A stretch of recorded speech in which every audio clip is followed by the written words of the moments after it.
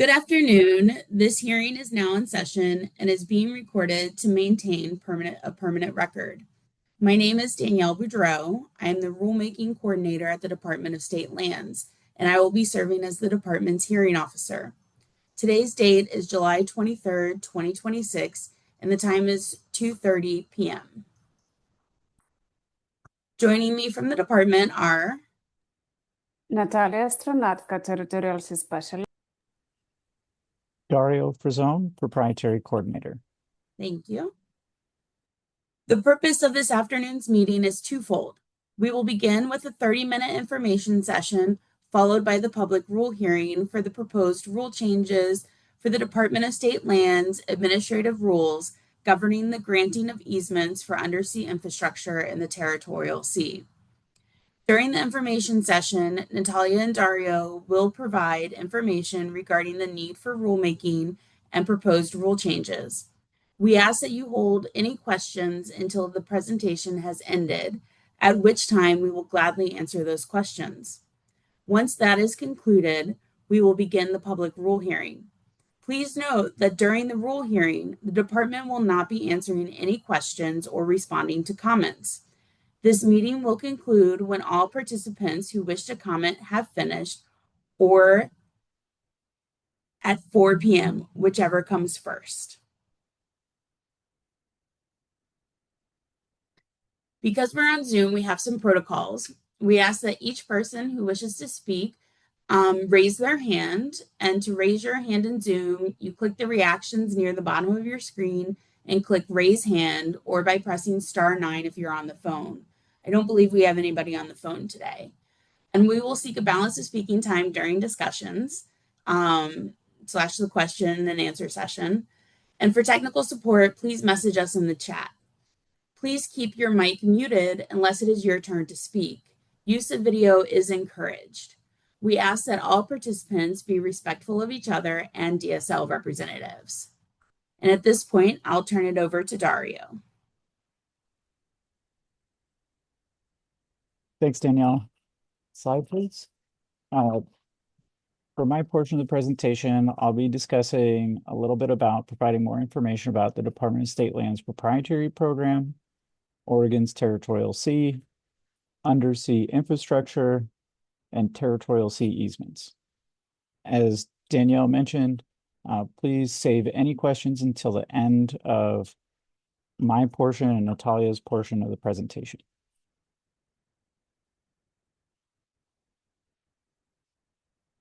DSL's proprietary program manages roughly 5,000 authorizations across the state of Oregon, from the coast out east to the Snake River and from the Columbia River down south to Klamath Lake. Authorizations include easements, leases, licenses, access agreements, and registrations, and are issued under 9 different divisions of administrative rules, covering a wide variety of commercial and non-commercial activity. Oregon's territorial sea is the waters and seabed extending 3 geographical miles seaward from the Pacific coastline. This area and the resources within it are managed by state and federal agencies in trust for the public. The Oregon Territorial Sea Plan was first adopted in 1994 and consists of goals and policies that serve as a coordination framework and guide for agencies in managing resources within the territorial sea. The State Land Board and the Department of State Lands, as the Land Board's administrative agency, have jurisdiction over the submerged and submersible land of the territorial sea. The Department of State Lands has both proprietary or ownership and regulatory responsibilities within the territorial sea. This figure here shows a cross-section of the territorial sea, and it shows kind of the Department of State Lands jurisdiction and overlapping jurisdictional interest from other entities, maybe spanning from coastal cities and counties all the way to other state agencies like DLCD, or even federal agencies such as the EPA. Next slide, please. Telecommunication fiber optic cables, power transmission cables, and pipelines are all examples of undersea infrastructure. These are physical assets that are placed on, affixed to, or buried under the seafloor. All uses of the seafloor for any undersea infrastructure occupying state-owned submerged and submersible lands and ocean shore within the Oregon's territorial sea require prior written authorization from the Department of State Lands and approval by the State Land Board. Most undersea infrastructure projects require both an easement and a removal fill permit from the Department of State Lands. This figure shows some of the fiber optic cables along Oregon's coast that cross the territorial sea. The large image on the right does. The two smaller images on the left, the one on top, it gives an example of all the different fiber optic cables in the oceans of around the world. And then the smaller image on the bottom left shows, what a typical fiber optic cable might look like, not untrenched, just laying on top of the seabed and possibly armored in this example. Next slide, please. And I will turn the presentation over to Natalia. Thank you so much, Dario. Dario provided a very good background about our DSL proprietary program, territorial sea plan, and undersea infrastructure. I will give you and explain about the reasons why we are doing this rulemaking process. So there is three main reasons. The first one, the first version of Division 83 was adopted in 1999. So it's almost 25 years past, and technology advance and also telecommunication cables advance as any technological development. Also, we may expect power cable, we may expect pipeline, hydrogen pipelines in the future, and any fixture that can be attached to the seafloor. Also, another development with technological development, it's going for environmental monitoring and observation. As an example, smart cables that they can combine data transmission with specific sensor type to understand and to get information and prevent disaster risk, manage disaster risk management. The second reasons that Oregon Territorial Sea Plan Part 4 was amended in 2023. Territorial Sea Plan, this is a big management, important key management framework for Oregon Territorial Sea.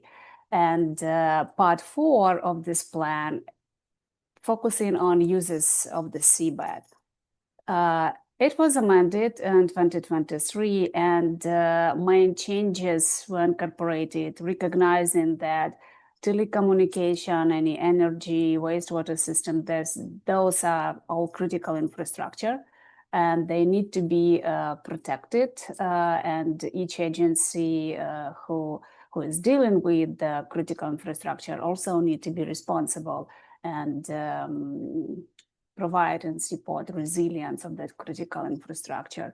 Also, another changes was compulsory pre-application meeting for any project that will go through the territorial sea 3 miles, as Dario mentioned, and establishment of joint agency review team. It's kind of a platform for all state agencies and different stakeholders gathering in the beginning of the project, like pre-planning activity. And yes, because of the Part 4 of the territorial sea was changed and amended, DSL need to align our Division 83 rules with that changes. And also DSL has other administrative rules managing waterways. And also we have removal fill permits, and those need to be aligned as well as they were amended during the last mostly couple of years. And the third reasons that new legislation, we had a Senate Bill 793 last year, 2025, that gave authority to DSL establish fee for undersea infrastructure and actually require to develop and establish fee structure, including application fee and compensation rates for easements for all different utilities. Next slide, please. Yes, and because of those key reasons, we propose the current version that we have that went through the 5 rule-making advisory committee meetings, and there was discussion, what proposed, what should be changed. So we propose to update this and the current draft to be aligned with the Territorial Sea Plan Part 4, as I also mentioned, and also to improve application process requirements. Back to 2023, DSL conducted interview with industry, asking what do you think about current, that time, 2023, current application process, what should be improved, make it easy and predictable for the company. So we try to consider those responses from 2023 question and interview that we did and incorporate them in our current new Division 83. And also we, by improving the application process, make it more clear, to add clarity, predictability, transparency, because of the Territorial Sea Plan Part 4 that require more environmental information, particularly resource use inventory and defect evaluation. We also added this to our rules, and emergency response plan as another example, and decommissioning plan. Those decommissioning plan currently worldwide, 2/3 of the undersea cable, they come to the point that they require decommissioning. And we need to think about removal all old infrastructure that not active anymore. So that's decommissioning plan is coming up, and emergency response plan, that was part of a situation when we had with the H cable, when the company abandoned equipment in the territorial sea and didn't notify DSL about that. So considering all those, let's say, situation that could be potentially in the future, we do want to have emergency response plan that we can understand how the company will act if something happens, even, for example, earthquake, what action the company will take, how we should coordinate to provide the quick information and resolve the situation. So that early coordination is also very important, and that's incorporated as well in joint agency review team under the Territorial Sea Plan Part 4, as I mentioned, because DSL will need to coordinate pre-application meeting for any project that will come up to Oregon and cross the territorial sea. Next slide, please. And that's provide Part 4 of the Territorial Sea Plan and our improving application process and all those additional information that state agency also want to have. Will provide a good cooperative review framework to make it clear, to review procedure, and also to have this transparency and predictability through the whole application process. And new fee structure, as I already mentioned, that required by Senate bill application fee, renewal application fee, and compensation rate, those fee will go to Common School Fund in terms of compensation fee, and the application fee will cover administrative cost. Our proprietary coordinator that they review all those application, and now we have a joint agency review team pre-application meeting that DSL will need to coordinate and gather all other agencies together for that pre-planning activity for any project that come up. Next slide. Yes, and here is we come to application fee. What we propose in now, you could see that right green column. Currently, we have just $5,000. That's application fee, and the company gets easements for 20 years. The same after 20 years, they may renew and continue to use cable, for example, undersea cable, if we're talking about telecommunication cables. They also pay $5,000.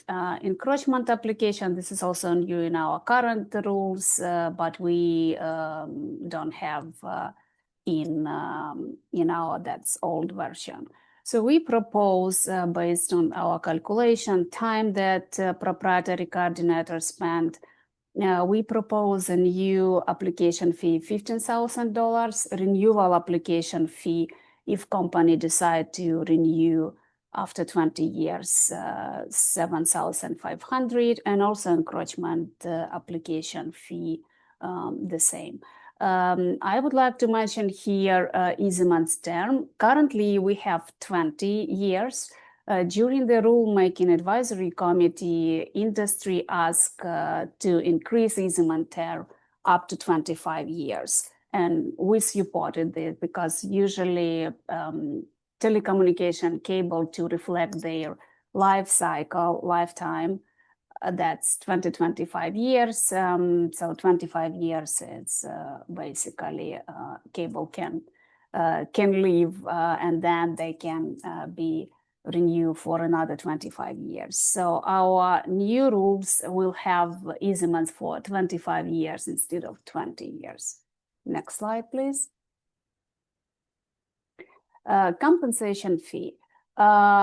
Before we come up with all these different formulas, we did our internal research and reach out other coastal states. We reach out 22 states asking how much do they charge to understand general market. We receive 12 response from coastal states. Based on that, we learned that there is no single methodology how the state calculate because so many factors need to be considered. For example, how many cables each state has and all different type of methodology. States using a different type of methodology. In some states use appraisal. Some benchmark methodology, in other calculate based on the square foot or per lineal foot for cables or pipelines or any other type of utilities. But what we, or sometimes they also use combination of those or just even negotiation without any formula specific. Just negotiate depends on the case-by-case project. So, but what we saw that many of those states use per lineal foot as one of the methods. And we wanted to have a kind of predictability, reliability, and clarity for the company. And it was easy to compare how much other states charge if they use per lineal foot. So we decided to choose per lineal foot for our methods. And when we ask other states how much they charge per lineal foot, it's quite a range, different state from $1 up to $27, and New York 27 is the highest. So there is no like specific, you can find a specific trend. Also considering California and Washington example, California, for example, charge $5 per lineal foot.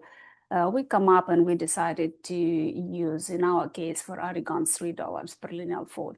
Then simple, we use length of the cable and number of years for the easement. In this case, it will be 25. We introduce diameter 3 inches and more than 3 inches. Basically, the first formula up to 3 inches that cover telecommunication cables, because telecommunication cables usually less than 3 inches. Whatever type of cables we will in the future have, so those up to 3 inches, but anything more than 3 inches, it could be different pipelines, and their diameter sometimes could be up to 30 inches in diameters, depends on what liquid they transfer or gas and etc. So then if that a big pipe has a diameter more than 3 inches, we introduce diameter to that.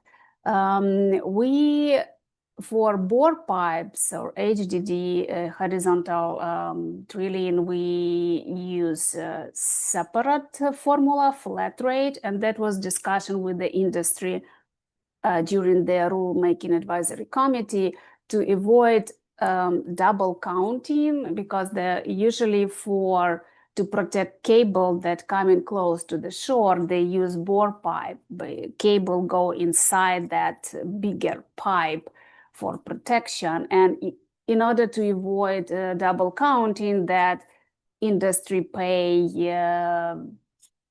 up to 3 inches for cable, and then diameter of the bore pipe that may have like 7 inches in diameters. Avoid those double counting, we decided to exclude diameter here and just used flat rate for the bore pipe, because bore pipe can be reused for other cables in the future after decommissioning and end of the life cycle. Next slide, please.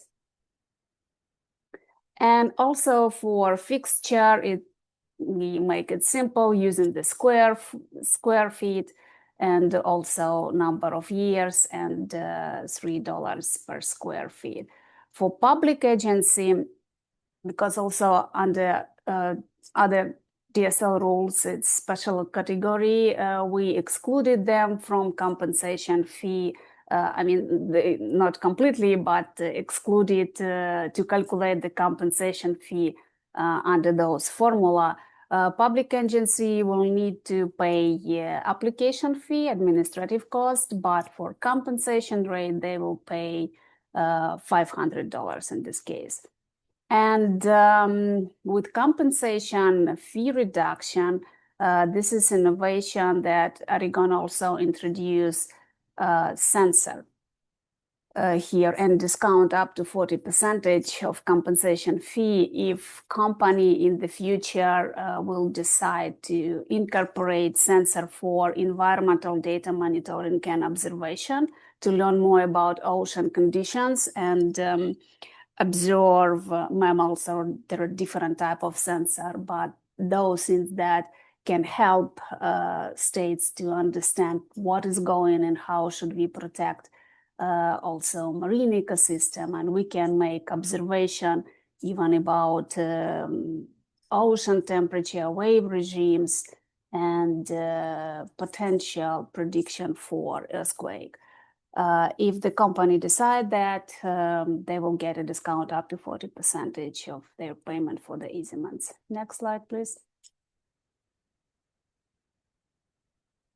And this is just example demonstration. Last easements we got, we granted, that was Bifrost cable in 2023, and Bifrost cable, so the company didn't pay this amount. This is just introduced to show you Under the new rule, if they apply, for example, in January 2027, this is when this rule will be effective.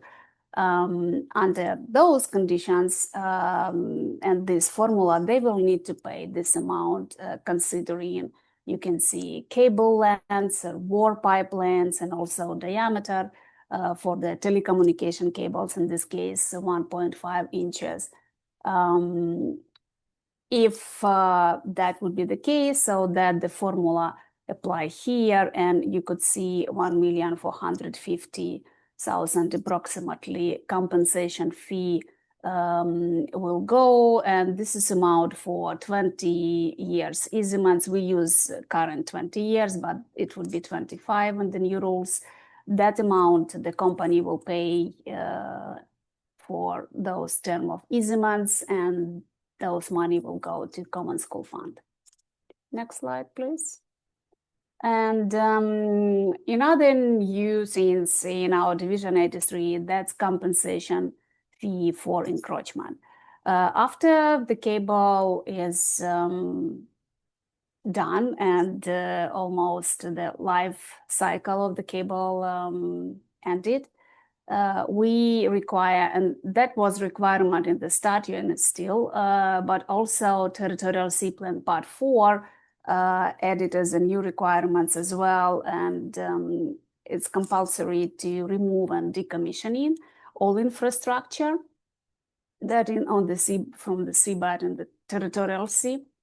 But there is some cases that maybe it would be more environmental damaging to remove some portion of the infrastructure or cable. In this case, if a company decide for some reasons that cannot be removed or decommissioned and provide those reasons, an environmental impact assessment, we allow them to leave that portion of infrastructure on the seabed. However, the company will need to pay encroachment. And we introduce permanent encroachment for 100 years because all those stuff, they're basically still in the ocean and they may become hazardous materials over the years. The state need to be compensated and the company need to be responsible for anything they left on the seabed. And that encroachment, again, we use up to 3 inches diameter for smaller cables, smaller in diameter, I mean, and also we consider diameter for bigger pipes and cables. Next slide, please. Yes, and this is compensation fee for fixture that anything, we don't know what I mean, everything that we don't know that basically can become fixture if it's not cable or pipeline. And that's why we use our current proposal under Division 123 for non-trust land that cover not just territorial sea, but also other waterways, river and lakes. But we encroachment was there and is still there. And we use those statewide maximum value per square foot based on that Division 123. Because we try to separate everything that relate to territorial sea, making in one division that would cover those easements in the territorial sea. So we put encroachment here under the new rule and using for fixture statewide maximum value per square foot. Yes, and I think this is my last slide. Yes, thank you so much. Thank you, Natalia. Oh, at this time, we will now take questions regarding the proposed rule changes for easements of undersea infrastructure. To make sure we have time for comments after, please keep your questions brief and please raise your hand if you have any questions. So again, to raise your hand in Zoom, there should be a reactions button at the bottom of your screen, and you'll click that and raise hand.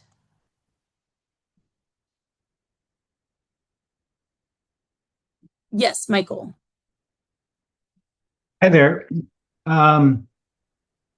So it sounds like the cable companies are reluctant.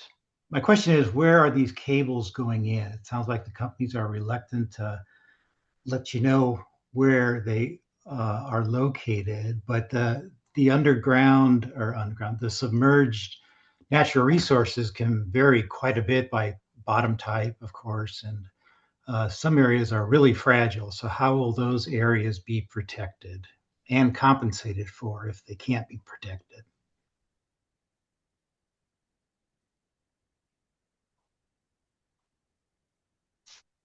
Natalia or Dario, do you have an answer to Michael's question? Dario, you came off mute first, so I'm calling you. Oh, Well, I'm hearing that- several parts to this question, but one of the parts of the question that I wanted to address was how would we know where the proposed cable would be installed? And my understanding is that during a pre-application meeting with the joint agency review team, any entity that would be interested in making use of the territorial sea would have to be able to demonstrate where the proposed use was at that time. So that would be for a fiber optic cable or for any other type of undersea infrastructure. So they would have to have an idea of where the proposed use would be located at that time.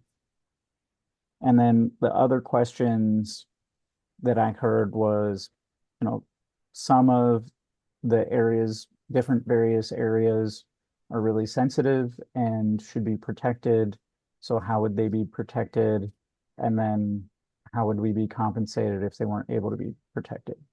I think from my understanding, the territorial sea plan and these administrative rules would basically require projects to be routed or placed in a way as to protect sensitive areas. So we wouldn't want projects to go through very sensitive areas, or we would try to route projects to protect natural resources in the best way possible. But I'll let Natalia elaborate more.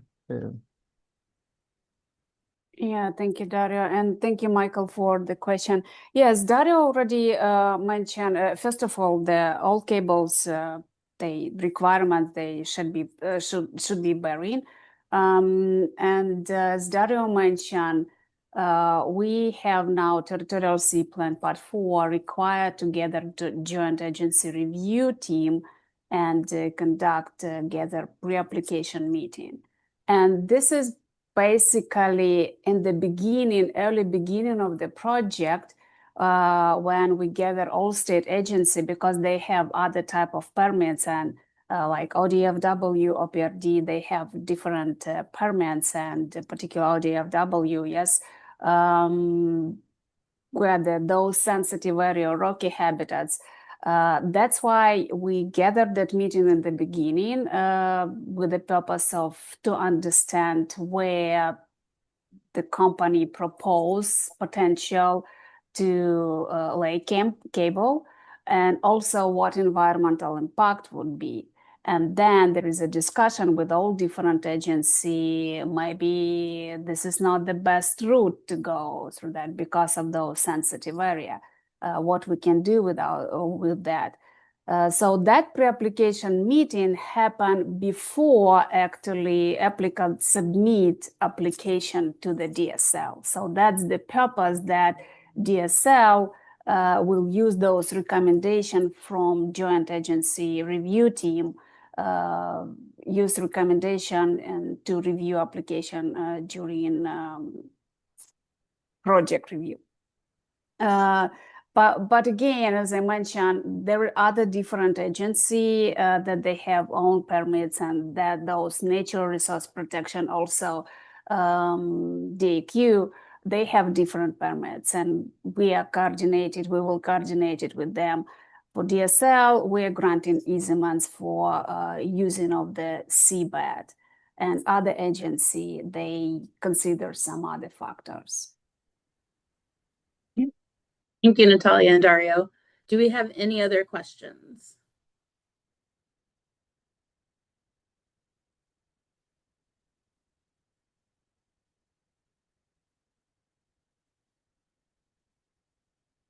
Just going to give people a couple minutes to maybe gather or find the react button.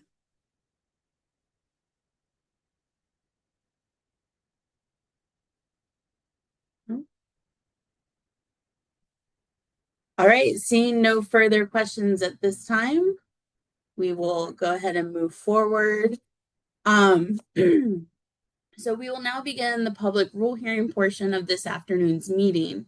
If you wish to provide an oral comment, please raise your hand now, and we will call on you in the order in which hands are raised.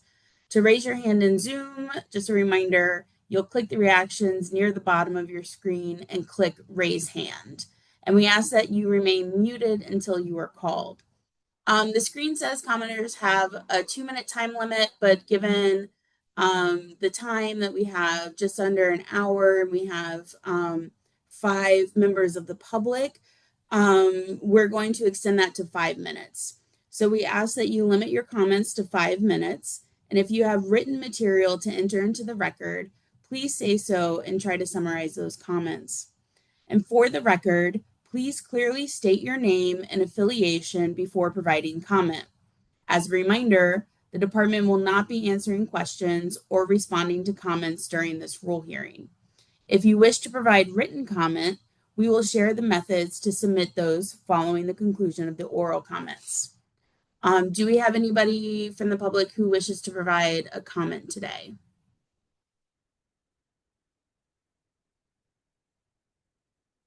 Yes, Michael.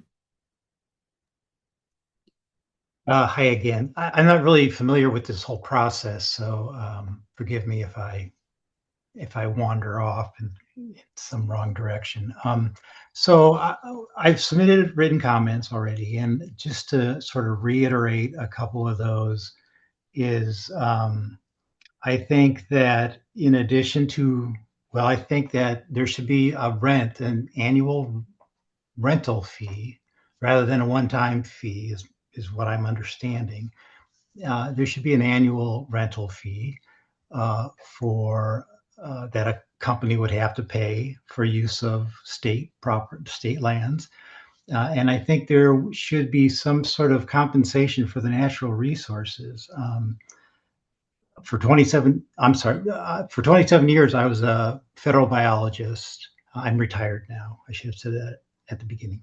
Sorry. And so the thing I used to do for 27 years was to find out how, say, a boat accident, oil spill would injure natural resources, and then find ways of compensating that, turning that injury into a dollar value to be used to restore that type of resource elsewhere.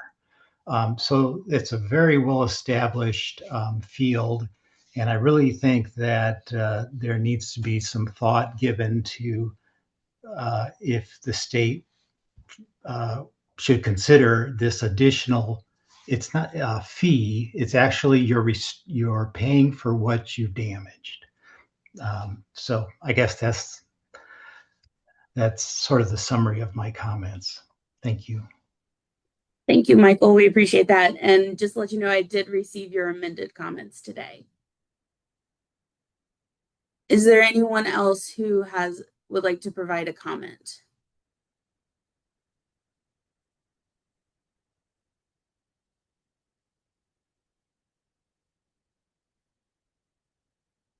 Just give you a couple minutes.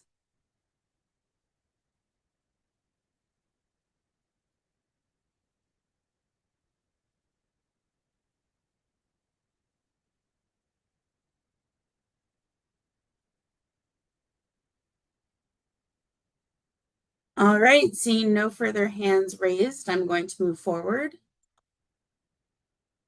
So written comments may be submitted through August 3rd, 2026 at 5 p.m. And you can either do that through email at dsl.rules@dsl.oregon.gov, through our online form, which is linked on our proposed rulemaking page. So the same page where you found the link for this meeting. Or you can send it by regular mail to the Oregon Department of State Lands and possibly put attention rule coordinator on there so make sure that I get it. And for comments that are sent by postal mail, we ask that it just be postmarked by August 3rd. So yeah, so written comments, if you need to gather your thoughts after this meeting, we're more than happy to accept those comments in writing. And so what's coming up next? DSL will review and consider all written and oral public comments. The proposed rules will go through an internal review and approval process. The final proposed rules will be presented for approval to the State Land Board at the December 2026 meeting. The approved rules will become effective January 1st, 2027. And with that, on behalf of the department, I would like to thank you for attending this afternoon's meeting and for comments and questions. Thank you. And at this time, I hereby close the public hearing on the proposed rules for the Department of State Lands administrative rules governing easements for undersea infrastructure. Again, thank you for the time you've taken today to join us. Thank you.